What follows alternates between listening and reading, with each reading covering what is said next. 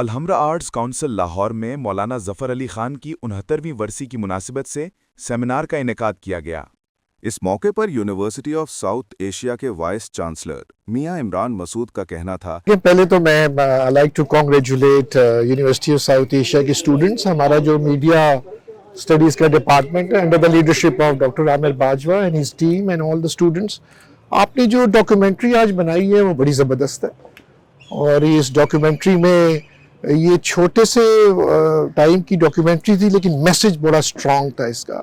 یہی خوبی ہوتی ہے کوئی بھی ڈاکیومنٹری بنانے کی، یا ایسی کوئی سٹیٹمنٹ آپ اخبار میں دیتے ہو جس کا ہوتی تو چھوٹی ہے لیکن میسج بڑا اسٹرانگ ہے. اور ادر کوشچن واز کہ آج کل کے صحافی مولانا صاحب کی طرح صحافت کر سکتے کہ نہیں کر سکتے.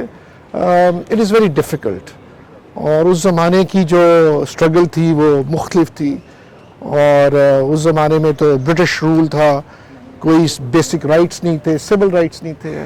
لیکن یہ ڈویبل ہوتی ہیں، یہ چیزیں ڈویبل تب ہوتی ہیں جب آپ اپنے کیریکٹر شو کریں.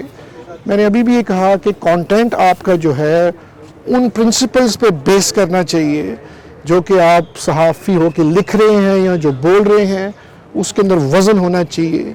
وہ آپ ہمیشہ پرنسپلز کی بات کریں گے تو آپ کا نام جو ہے بلند ہوگا.